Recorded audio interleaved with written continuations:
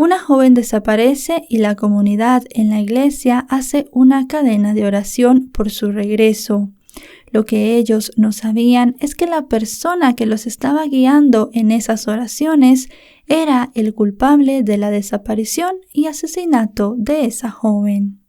Hola a todos, ¿cómo están? Mi nombre es Lesma, espero se encuentren muy bien. Yo como siempre muy contenta de poder estar un día más aquí con ustedes, muy agradecida de que me estén viendo donde quiera que se encuentren.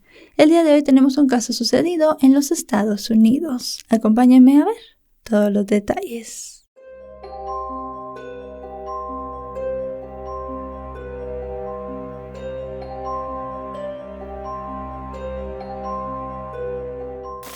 Rebecca Jane Guy, conocida por amigos y familiares como Becca Boo, nació el 26 de marzo de 1988 en Midland, fruto de la unión de Sally Kelly y Thomas Guy. Tenía 3 hermanos, James, Aaron y Deborah. Al decir de su madre, la joven rubia y de ojos color café era el corazón y el alma de la familia, mientras que para sus amigos era hermosa por dentro y por fuera. En el año 2007, Rebecca se graduó del bachillerato y luego cursó los estudios de cosmetología. El 2012 comenzó como un año estupendo para la chica. Luego de trabajar por meses en una tienda de Goodwill, la ascendieron a la gerencia.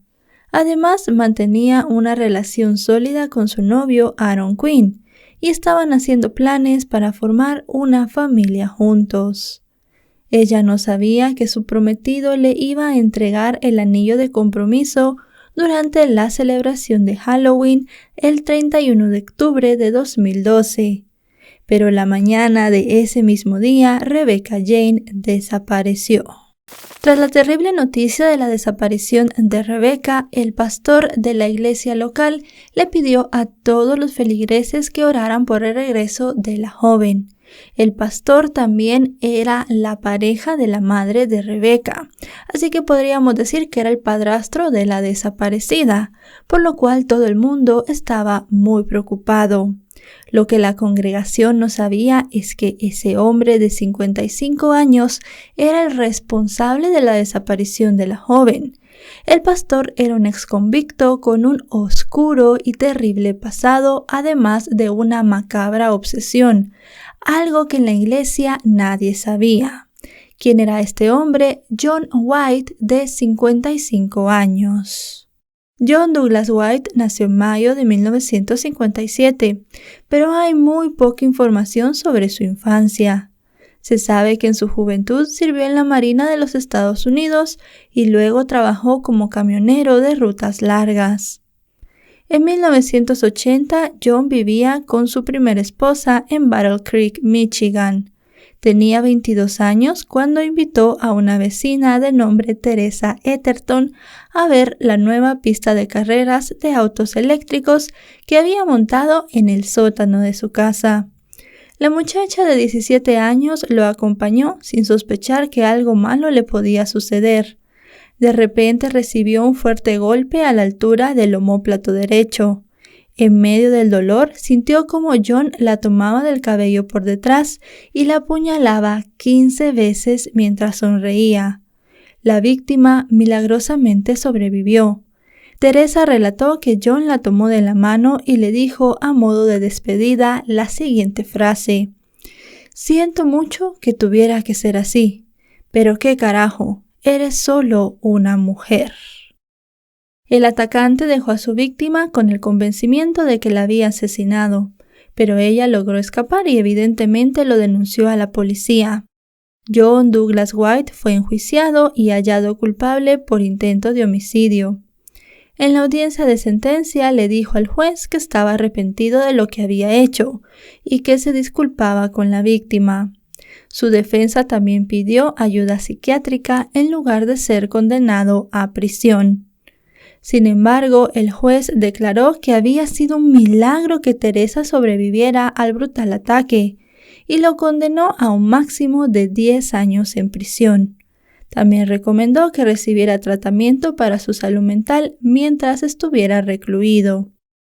Tras el juicio, los fiscales le prometieron a Teresa que el criminal nunca volvería a lastimar a nadie. Esto según dijo ella en una entrevista muchos años después.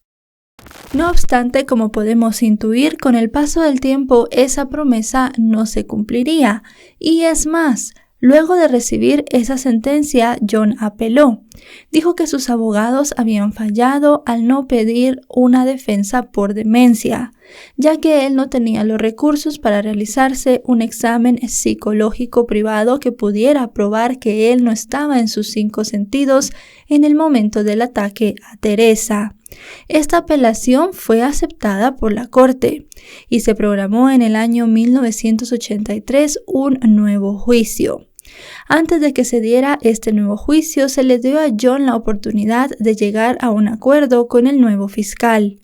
Este nuevo fiscal le ofreció que se declarara culpable y le daría solamente 2 años, pero no en la cárcel, sino de libertad condicional. Además de eso, John tenía que realizar diferentes tratamientos psiquiátricos y mejorar su salud mental. El hombre llegó a este acuerdo y en 1985 John ya era un hombre libre. Hizo algunos tratamientos psicológicos y visitó un hospital psiquiátrico en algunas ocasiones, pero luego de eso no se dio un seguimiento a su caso y él siguió haciendo su vida de manera normal. Teresa, quien no tenía idea del acuerdo al que se había llegado con John Douglas White y tampoco sabía que éste había salido de prisión, recibió la noticia de la forma más terrorífica. Se encontró con él en un lugar público. Para principios de los años 90, John trabajaba en Michigan en mantenimiento, en un municipio ubicado en el condado de Kalamazoo. Todavía estaba casado y tenía 2 hijos y un tercero en camino. En la empresa en la que trabajaba conoció a una joven de 26 años llamada Vicky Sewell y pronto ambos comenzaron una relación extramatrimonial. En julio de 1994 sería la última vez que se vería con vida a Vicky Sewell. Según los testigos, la última vez que la vieron fue subiendo al vehículo de John Douglas White. En ese momento él tenía una camioneta de color negro y luego de eso ya no se supo nada de ella. La policía pudo corroborar esta información gracias a una cámara de seguridad que había fuera del trabajo donde ellos dos estaban. Cuando interrogaron a John Douglas, él aceptó su amorío con la joven, pero dijo que el día de la desaparición él la había dejado en casa sana y salva. Tuvieron que pasar varias semanas hasta que un chico que caminaba en el campo cerca de la casa de sus padres, en la maleza vio 2 líneas que parecían de arrastre. Sintió mucha curiosidad por esto y comenzó a seguirlas. Primero encontró unas zapatillas y caminando un poco más unas bolsas de basura. Tenían un olor fétido y de ellas se podía ver que se asomaba un cráneo humano. Rápidamente él llamó a la policía para que se cercioraran de lo que había en esas bolsas, y en efecto era el cadáver de una persona. Gracias a los registros dentales se pudo identificar que era Vicky Sewell. Los exámenes forenses por el estado de descomposición no pudieron determinar cuál había sido la causa de la muerte, pero el experto apuntó a que todo parecía un homicidio.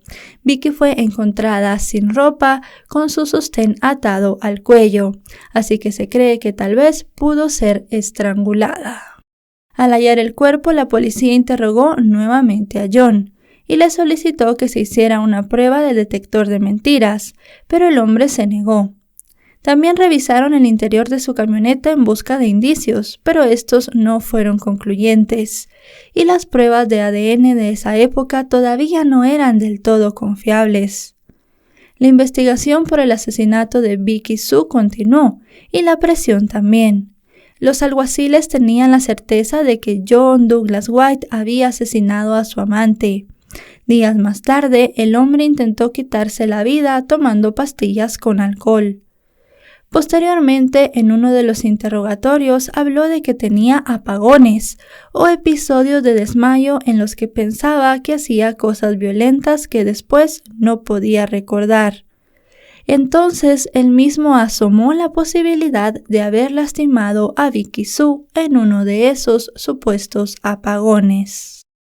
Gracias a la insistencia y la presión de los detectives, John Douglas White acordó un trato de homicidio involuntario y recibió el 8 de mayo de 1955 una sentencia de 8 a un máximo de 15 años en prisión, la máxima condena que un juez podía imponer en un caso como ese. En la audiencia de sentencia, John se disculpó con la familia de la víctima y calificó el hecho como un trágico accidente. Mientras cumplía condena, comenzó a ver al psicólogo de la penitenciaría. En una de esas sesiones admitió que constantemente tenía fantasías violentas sobre matar mujeres y tener relaciones sexuales con sus cadáveres. Al final, el 11 de febrero de 2007 fue liberado tras cumplir 12 años en prisión y pasar por varias sesiones de terapia grupal y tratamiento para criminales violentos. Los informes certificaron que él podía reintegrarse en la sociedad. Sin embargo, uno de sus hijos, llamado Gabriel, dijo que su padre sabía que estaba mentalmente enfermo. En una entrevista televisiva manifestó que estuvo completamente loco todo el tiempo. Luego de ser puesto en libertad, John Douglas emigró hacia el norte del estado de Michigan. En ese periodo encontró la religión y se mudó a una zona cercana a la ciudad de Mont Pleasant. Para octubre de 2012 ya vivía con su prometida Sally Guy en un lote de casas rodantes. Era pastor de una pequeña congregación. La hija de Sally, de quien ya hablamos, Rebecca, vivía en una casa remolque vecina. El pastor muchas veces cuidaba al hijo pequeño de la joven, Conway, que tenía 3 años para el momento de los hechos. Las semanas previas a Halloween, según diría a la policía, John Douglas había comenzado a tener nuevamente sus fantasías sexuales violentas. Ahora fantaseaba con Rebecca, la hija de su novia. Ese fatídico 31 de octubre, según comentó John a las autoridades en un interrogatorio más adelante, las fantasías que tenía se volvieron muy fuertes y tuvo el impulso de salir a cumplirlas. El hombre salió de la casa rodante que compartía con su novia, la madre de Rebecca, y se dirigió hasta la casa rodante donde estaba la joven con su pequeño hijo de 3 años. Él tocó la puerta, era muy temprano y era algo extraño, pero Rebecca no tenía ningún motivo para desconfiar de John. Era el pastor de la iglesia, nunca le había faltado el respeto ni le había hecho ningún comentario fuera de lugar, y además de eso su hijo lo quería mucho. Para Rebecca, según ella había comentado a algunos compañeros, John se estaba volviendo una figura paterna, así que ella misma también le tenía mucho aprecio al hombre. Abrió la puerta mientras su hijo estaba durmiendo en una de las habitaciones de la casa rodante. Estuvieron hablando unos minutos y de repente John sacó un mazo de goma que llevaba escondido. Le pegó a Rebecca en varias ocasiones en la cabeza hasta que ella se desmayó. Mientras la joven estaba inconsciente, él le puso una brida de nylon en el cuello y comenzó a estrangularla hasta quitarle la vida. Luego de eso, él abusó del cadáver de la joven. Para todas las personas que conocieron a Rebecca fue muy triste que ella perdiera la vida justo en ese momento, ya que anteriormente había batallado para poner las cosas en orden. Y justo en ese momento de su vida ella estaba muy bien, tenía un trabajo estable, una relación estable y se estaba haciendo cargo de su hijo. Luego de haberle quitado la vida a Rebecca y haber abusado de su cuerpo, John tomó el cadáver y lo puso en su vehículo. Lo llevó hasta la parte de atrás de un bar-restaurante. Él tenía el plan de dejar el cuerpo aquí y que se notara como que esa había sido la escena del crimen. Pero luego de eso se arrepintió, condujo un poco más y terminó abandonando el cuerpo de Rebecca en un lugar alejado. Era una carretera a unos 4 kilómetros de donde él había pensado sería bueno el primer lugar. Allí dejó el cuerpo y la evidencia, en una zanja entre unos pinos cerca de una intersección de carreteras. Después de deshacerse del cadáver, John regresó al remolque de Rebecca. Despertó al pequeño Conway. le puso su disfraz de Halloween y lo llevó en su vehículo hasta donde estaba el padre del niño esperándolo y se lo entregó. Debido a que Rebecca era una mujer muy puntual, sus compañeros de trabajo se extrañaron mucho de que ella no hubiese llegado esa mañana. Pasaron las horas y todavía sin saber de ella, decidieron informar sobre su desaparición. La policía buscó a la joven en muchos lugares, incluida su vivienda, y comenzaron a indagar en su paradero. Las investigaciones iniciales lo llevaron rápidamente a detener al pastor John Douglas White, quien unos minutos antes de ser aprehendido por las fuerzas de seguridad le había pedido a los miembros de la iglesia comenzar una cadena de oración por la joven. Cuando el pastor fue detenido, los feligreses no podían creer la acusación contra quien era su líder espiritual. Muchos de ellos sabían que había tenido un pasado criminal, pero nunca imaginaron que era un asesino. Luego de ser arrestado, John fue llevado a la comisaría, en la cual empezaría un largo interrogatorio. Durante el primer día, los investigadores no obtuvieron información importante por parte de John. Él repetía que no tenía nada que ver con la que en ese momento todavía era desaparición de Rebecca porque no se había encontrado el cuerpo, que él nunca le haría daño y que no tenía nada que ver con el crimen. Repitió eso en distintas ocasiones. Así que ya en el segundo día, luego de muchas horas de interrogatorio, los agentes decidieron usar otra estrategia. Comenzaron a describirle a John cómo se iba a descomponer el cuerpo de Rebecca con el caluroso clima que tenían en Michigan en ese momento. Fue de esa forma que él se quebró y al final terminó admitiendo que él había asesinado a la joven. Dio todos los detalles de los cuales ya hablamos y además de eso la ubicación del cuerpo. Esto permitió a las autoridades poder ir y recuperar el cadáver de Rebecca. En el examen forense se determinó que todo lo que John había dicho era verdad. Rebecca tenía varios golpes en la cabeza y además de eso la causa de la muerte había sido el estrangulamiento. Cuando se hizo el examen forense al cuerpo también se determinó que había violencia sexual. En cierto punto del interrogatorio, John quiso negarle a los investigadores que él había abusado del cuerpo de Rebecca, pero más adelante terminó admitiéndolo. Dijo que la noche del 30 de octubre él había estado bebiendo mucho. Esto hizo que sus fantasías se volvieran más y más fuertes. Y ya en la mañana del 31 de octubre decidió que ese era el día en que daría rienda suelta a sus perversos pensamientos. Luego de ser interrogado, le dieron la oportunidad de llamar a Sally, la madre de Rebecca, quien era su novia todavía en ese momento. Él en la llamada simplemente le dijo que era el amor de su vida y que seguramente no se volverían a ver. No se sabe qué le contestó la madre de la joven. Luego de esto, él fue llevado a la cárcel para esperar su juicio por asesinato. El 23 de enero de 2013, John Douglas White renunció a su derecho de tener una audiencia preliminar, una instancia legal destinada a determinar si existe o no causa probable para ir a juicio. Esta decisión llevó al juez Mark Doty a vincular el caso a un tribunal de distrito.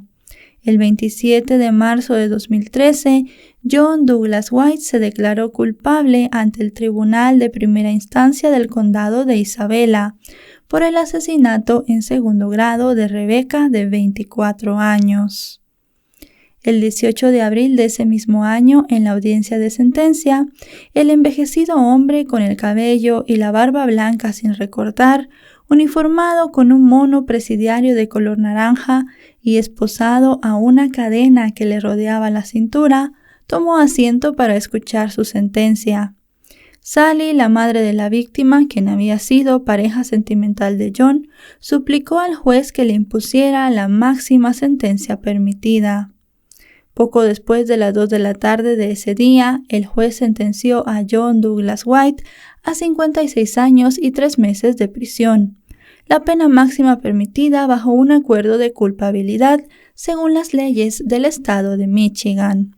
Sin embargo, 4 meses después, a las 4 de la madrugada del miércoles 28 de agosto de 2013, el personal de guardia del Centro Correccional Reformatorio de Michigan encontró el cuerpo sin vida de John Douglas White. El reo se suicidó colgándose en su celda. La hermana de Rebecca, Deborah, expresó en el juicio la necesidad de la creación de un registro para delincuentes violentos de la talla de John, que permitiera a cualquier persona conocer el pasado criminal de otro. Definitivamente fue una sucesión de hechos desafortunados lo que permitió que el agresor de Teresa Etherton pudiera llegar a asesinar a Vicky y a Rebecca. Un error en el tribunal, acuerdos con la fiscalía y leyes que no estaban diseñadas para proteger a las víctimas se combinaron en un cóctel mortal, que lamentablemente se repite en muchos casos, dejando una imborrable huella en las familias, para quienes la frustración por la injusticia se mezcla con el dolor de la pérdida de aquellos que aman. Y bueno, chicos y chicas, hasta aquí el video de hoy. Como siempre decimos, un caso muy lamentable, una persona que en su comunidad era muy querida, una persona de confianza para la víctima, para la madre de la víctima, alguien del entorno, y pues en estos casos es todavía más lamentable todo lo que este hombre hizo. Una persona que además ya había estado en la cárcel por un asesinato, por un intento de asesinato, y no era alguien que realmente se pudiera reinsertar a la sociedad. Creo que eso quedó bastante claro. Si este video les ha parecido informativo, recuerden dejarle un me gusta, recuerden suscribirse si no lo están. Actualizo 3 o 4 veces por semana y si están suscritos les llegará una notificación cada vez que yo suba un video. Me pueden seguir en mis redes sociales y además de eso en la descripción de este video encontrarán varios canales amigos que hacen un muy buen trabajo. Ahora sí, nos vemos hasta otro caso. Adiós.